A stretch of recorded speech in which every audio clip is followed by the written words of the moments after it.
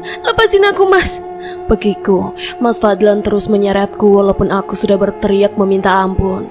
Ia seperti tak mengindahkan jerit kesakitanku. Tanganku ditarik paksa hingga dalam posisi tubuh terseret. Sakit di sekujur tubuh, entah berapa banyak luka gores di tangan akibat duri dan ranting yang dilewati paksa. Tolong mas, lepasin aku, sakit, rintihku. Aku dibawa makin dalam masuk ke semak-semak belukar yang penuh duri dan pohon-pohon besar. Bukan cuma rasa sakit, tapi rasa takut yang kini menyergap diriku. Kenapa suamiku jadi sebrutal ini? Di mana cintanya dulu? Apa sudah mati? Tubuhku dilempar di antara rumput dan ranting di semak-semak, terlentang dan hanya bisa menatap nanar sosok lelaki di hadapanku. Ia menyeringnya menatap wajahku tajam. Tak lama, ia mengendus tubuhku dan menghirup udara dalam-dalam. Darah haid yang amat menggiurkan, ucapnya seraya mengecap lidahnya. Apa-apa ini? Kenapa Mas Fadlan menjadi semenakutkan seperti ini? Tubuhku gemetar menahan rasa takut yang teramat sangat. Peluh mengucur membasahi tubuh. Pelan, namun pasti, tangan Mas Fadlan meniti satu demi satu bagian tubuhku. Ia tampak seperti hewan buas yang siap memangsa.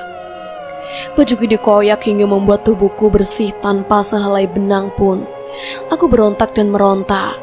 Namun kekuatanku bak kapas baginya. Tak ada gunanya aku melawan. Sekuat apapun ia dengan mudah mengalahkanku. Ia melahap tubuhku tanpa ampun. Sakit, perih, terkoyak hingga aku tak mampu untuk sekedar membuka mata sedikit pun.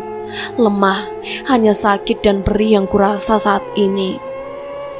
Puas ia menghujamiku dengan nafsunya. Sekarang aku merasakan daerah kewanitaanku dihisap dengan ganas. Darah yang semenjak tadi mengalir di antara kedua selangkanganku seperti habis tak bersisa. Sakit, erangku. Darahku seperti tersedot habis hingga membuat tubuhku melemah. Wah, darah haidmu memang nikmat, serunya. Kupicingkan mata. Samar-samar kulihat Mas Fadlan dikelilingi asap tebal. Lambat laun tubuh itu menjadi bertambah tinggi dan mengeluarkan bulu. Bak film yang dulu sering sekali menemani malam mingguku bersama Mas Fadlan. Tubuh lelaki tampan yang selalu mengisi hari-hariku menjadi amat mengerikan. Wajahnya yang tampan berubah jelek seperti gorila dan taring mencuat di sela bibirnya. Matanya besar sebesar bola pingpong dan menyala merah. Tubuhnya yang tinggi dan gempal dengan bulu lebat menyertainya. Kamu siapa? Lirihku. Aku adalah suruhan dari gundik suamimu. Sekarang suamimu juga sama sepertimu, meregang nyawa. Mungkin kalian akan bertemu di neraka bersama. Aku hanya menatap makhluk itu dengan sendu. Air mataku jatuh mendengar ucapannya. Apa benar yang ia katakan? Gundik, Mas Fadlan mengkhianatiku. Dalam kedipan mata makhluk itu menghilang, dan aku kini sendirian dengan tubuh yang tanpa sehelai benang pun. Aku tergolek lemah penuh luka. Tubuhku lemah tak dapat bergerak. Tolong, rintihku. Sunyi senyap, tak ada jawaban sedikit pun. Hanya suara binatang malam dan desiran angin yang kudengar. Cahaya bulan berpendar di langit malam. Hanya doa yang bisa kuucapkan. Berharap ada seseorang yang bisa menolongku saat ini. Tetesan air mulai jatuh satu persatu mengenai tubuhku. Aku merintih menahan sakit tatkala air itu merembes memasuki luka goresan di sekujur tubuhku. Walau terasa amat sakit, tapi aku bersyukur tetesan hujan ini menjadi penghapus dahagaku, dan juga sepertinya Tuhan ingin membersihkan tubuhku. Setidaknya harapanku untuk bisa hidup masih terbuka lebar. Tolong! Lagi-lagi aku berharap seseorang mendengar lirihanku. Sepi, lagi-lagi sepi, dan harapan untuk bisa hidup hanya sedikit. Lemah, Tubuhku kian melemah tak bertenaga. Widya! Samar-samar ku dengar suara Sartika memanggil namaku. Sartika, alhamdulillah Tuhan menjawab doaku. Sar! Pekiku sekuat tenaga. Widya! Suara itu semakin jelas terdengar menandakan Sartika semakin dekat. Sar, tolong, Sar, aku di sini.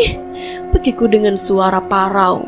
Tenggorokanku amat sakit hingga untuk bersuara pun susah. Ku dengar langkah kaki bersahutan menginjak ranting dan juga rerumputan sekitar. Sartika, tolong aku, rintiku. Widya, astaga. Pekiknya begitu melihatku. Astagfirullah, berikan ini padanya, seri seseorang di belakang Sartika. Ia berpaling begitu menyerahkan jaket ke arah Sartika. Ya Allah, Wid, apa yang terjadi padamu? Tanya Sartika sembari membalut tubuhku dengan jaket. Nanti saja dijelaskan, sekarang mari kita pulang, seru Ustadz sembari menggendong tubuhku yang amat lemah seperti tak bertenaga. Sar, kue mau dibawa kemana? Ucapku begitu Sartika menggantikan pakaianku dan Mas Yudi menunggu di luar. Kondisi lo sangat memprihatinkan, Wid. Lo harus dibawa ke rumah sakit. Gua akan jaga lo, sedangkan Mas Yudi dan Pak Ustadz akan menolong lo ketika lo sudah sembuh, papar Sartika sembari membantuku berjalan menuju ruang tamu. Mereka yang ada di ruangan itu, Mas Yudi, Pak Ustadz, istri dan juga anaknya menatapku dengan raut wajah penuh kekhawatiran. Ayo cepat, kamu sangat lemah, ucap Mas Yudi. Dia pun membantuku berjalan menuju mobil yang terparkir di halaman. Terima kasih, Nak Yudi, ujar Pak Ustadz. Saya permisi dulu, Pak Ustadz, pamit Mas Yudi. Aku hanya bisa tersenyum tipis. Untuk melangkah saja rasanya amat nyeri. Beruntung Sartika selalu ada untukku. Di perjalanan menuju rumah sakit, aku hanya terdiam melihat Sartika dan Mas Yudi berbincang-bincang. Terbesit rasa rindu yang amat sangat untuk suamiku Mas Fadlan. Namun jika teringat kata-kata makhluk tadi tentang gundik suamiku, rasanya aku tak sanggup jika harus menerima Mas Fadlan kembali. Wid, apa Mas Fadlan yang telah membuat lo seperti ini? Suami kejam, seru Sartika geram. Bukan, Sar, sahutku lemas. Jadi siapa? Jelas-jelas kulihat dia yang menyeret lo tadi, jawab Sartika. Jelmaan suami gue, pesuruh gundik Mas Fadlan, jelasku. Jelmaan? Gundik? Iya, gue diperkosa makhluk hitam berbulu dan bermata merah. Aku menjawab seraya terisak. Bukan hanya tubuhku yang sakit, tapi hatiku juga. Sudah Mbak Sartika, jangan ditanyai lagi, kasihan, ujar Mas Yudi. Maafin gue, Wid, sahut Sartika. Aku mengangguk dan menyeka air mata yang tumpah. Setiba di rumah sakit, Mas Yudi turun dan membantu masuk ke ruang periksa. Para perawat dengan cekatan mengobati semua luka gores dan luka dalam. Aku sempat dibius karena mengalami pendarahan ringan. Infus dipasang untuk tenaga. Setelah selesai, perawat membawaku masuk ke dalam ruang rawat inap. Sartika sudah menungguku di sana. Aku memang memintanya untuk menemaniku karena keluargaku jauh di luar kota. Lo udah siuman, Wid? Tanya Sartika khawatir. Sudah, Sar, Mas Yudi mana? Aku balik bertanya. Mas Yudi pulang. Ia dan Ustadz berupaya untuk mencari bantuan orang yang lebih ahli dalam menghadapi makhluk gaib seperti yang lo alami, papar Sartika. Beruntunglah kita, Wid, bertemu orang-orang baik yang ikhlas menolongmu. Cuma, Sartika menghentikan ucapannya dan menatapku gusar. Cuma apa, Sar? Ujarku. Cuma lo yang ngeyelan. Udah dibilang jangan buka pintu. Apapun yang terjadi masih juga, omel Sartika. Aku menghela napas dalam. Iya, lo bener, maafin gue ya, sahutku. Uang dan uang. Aku kaya. Seruku tatkala melihat hasil rampokanku malam ini. Puas dan bahagia. Aku tak peduli Fadlan kelaparan ataupun mati sekalian. Yang penting, uang yang dia miliki kini telah berpindah tangan menjadi milikku. Milikku, aku kaya. Mah, Mama, mau apa? Kita bisa beli apapun yang kita mau, Mah. Saat ini juga, ucapku ketika melihat Mama sedang menonton TV. Benarkah? Apakah kita sudah menjadi orang kaya? Kau berhasil, Nak? Tanya Mama dengan raut wajah amat bahagia. Iya, Mah, berkat Mas Gun, peliharaan kita, sahutku riang. Baiklah, Mama pengen perhiasan dong. Nanti biar bisa pamer sama ibu-ibu komplek, tuturnya. Jangan lupa beli rumah baru, Mes, yang gede. Mama kembali menghasutku. Oke, Mah, apapun mau Mama, pasti Memes turuti, jawabku sambil memeluk tubuh gempal Mama. Kapan lagi bisa menyenangin orang tua, biarpun dengan cara yang di luar nalar. Mes, Mes. Lagi-lagi suara lelaki sialan itu menyusahkan saja. Gudang yang kupakai untuk menyekapnya memang berada tak jauh dari samping kamarku. Dengan malas, aku beranjak dari ranjang dan membawa sepiring nasi dan air untuknya, sambil memegang senter dan mengendap di antara kosan. Aku tak ingin warga lain tahu aku menyekap seseorang di sana. Pintu kubuka perlahan.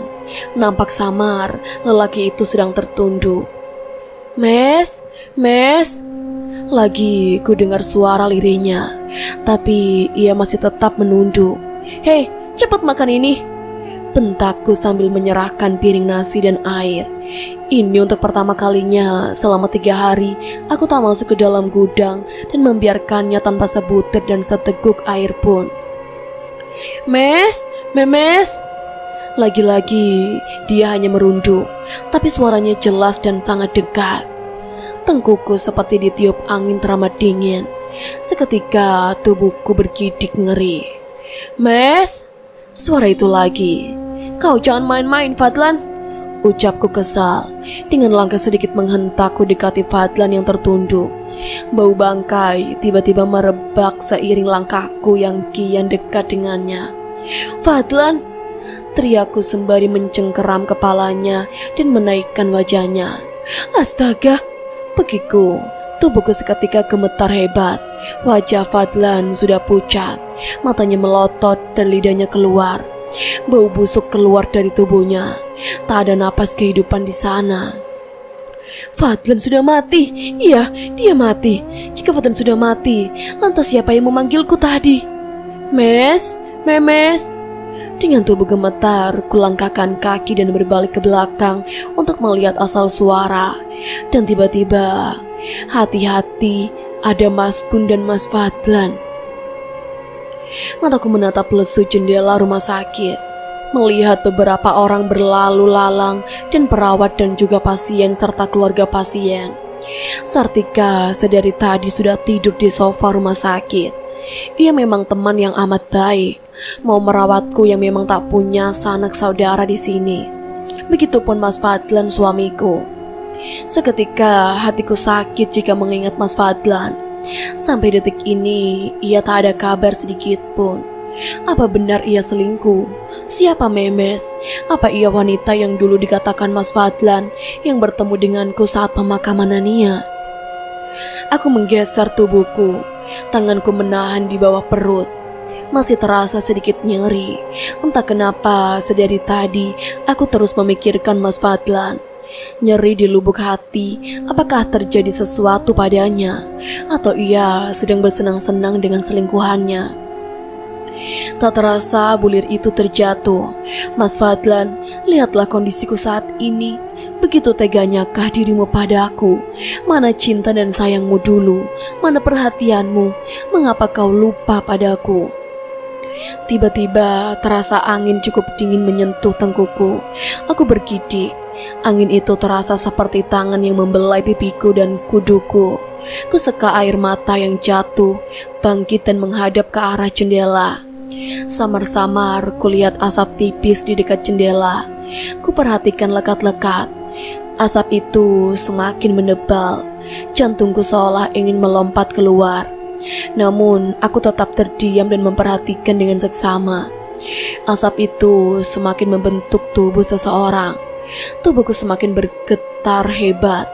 Jangan-jangan itu makhluk yang sama dengan makhluk yang memperkosaku semalam. Mataku menatap fokus asap yang semakin lama semakin jelas membentuk sosok yang amat aku kenal. Ia melambai ke arahku, seperti menyuruhku mendekatinya. "Jangan takut, ini aku, Dek, suamimu." Suaranya lirih terdengar. "Bukan, kau bukan Mas Fadlan," teriakku. "Sini, Dek, ada yang mau Mas sampaikan." Lagi ia menyuruhku mendekatinya. "Kau pasti makhluk jelmaan suamiku. Suamiku bukan hantu," teriakku. Makhluk itu menatapku sendu. Asap itu kembali menyusut dan masuk melalui ventilasi, membentuk sosok yang sama, sosok Mas Fadlan. Anehnya, aku tak merasa takut. Yang ada hanya rindu. Apa benar ia Mas Fadlan? Apa yang sebenarnya terjadi dengan suamiku? "Dek, maafin kesalahan Mas, Dek." Tangannya mengusap wajahku. Aku ingin meraih tangan itu, tapi tubuhku kaku tak dapat digerakkan. "Mas benar-benar memohon maaf. Kamu jaga diri baik-baik ya. Mas sayang padamu," ucapnya sembari mengecup keningku. Setelah berucap, sosok itu diselimuti asap dan keluar kembali melalui ventilasi. Mas Fadlan!" teriakku. Wid. Kurasakan tamparan pelan di wajahku. Aku terhenyak dengan peluh mengucur deras di kening dan tubuhku. Ku tatap wajah Sartika yang menatapku cemas. Tangannya menyentuh bahuku pelan. "Lo kenapa, Wid? Dari tadi jerit-jerit panggil Mas Fadlan. Lo mimpi apa?" selidik Sartika.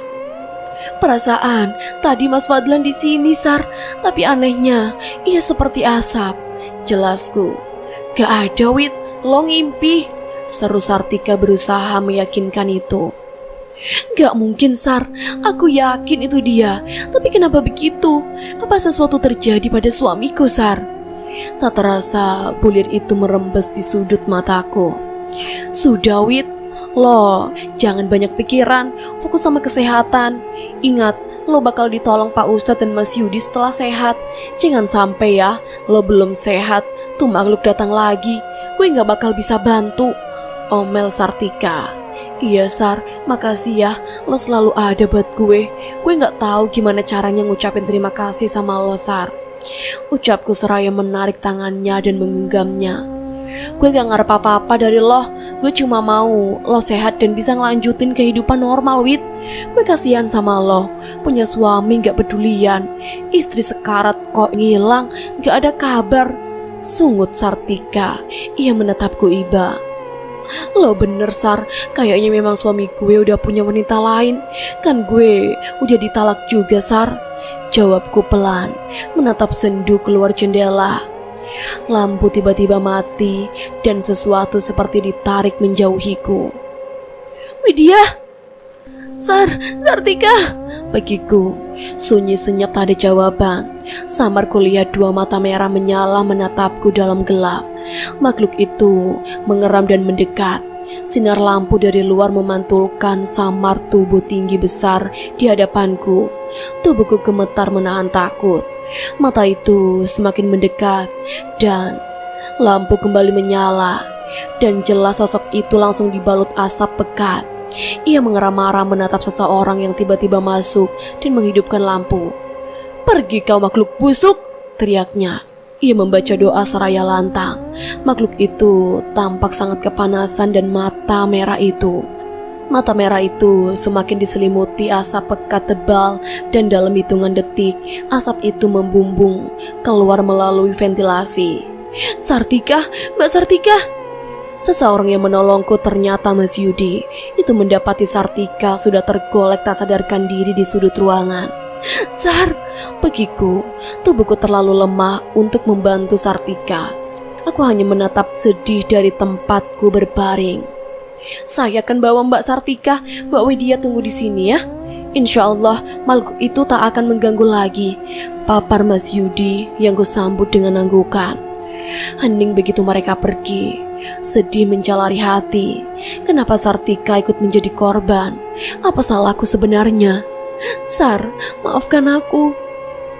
Suara langkah kaki terdengar nyaring di telinga.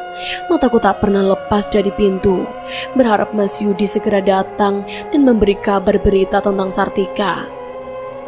Assalamualaikum. Seseorang mengucap salam di balik pintu. Waalaikumsalam. Masuk Mas Yudi, jawabku. Gimana keadaan Sartika, Mas? Tanyaku khawatir. Mbak Sartika mengalami benturan yang cukup keras, kena gegar otak ringan. Gak parah sih, tapi harus dirawat sekitaran 2 harian lah, terang Mas Yudi. Ia kemudian duduk di sampingku. Ya Allah, kasihan Sartika, semua gara-gara saya, jawabku sembari merunduk menahan kesal. Air mata itu akhirnya jatuh juga. Semua ini takdir Allah, Mbak Widya, sama seperti kejadian malam ini. Kalau tidak gara-gara ada yang datang ke rumah saya minta tolong, mungkin saya tidak berada di sini malam ini, ungkap Mas Yudi. Maksud Mas apa? Ucapnya heran.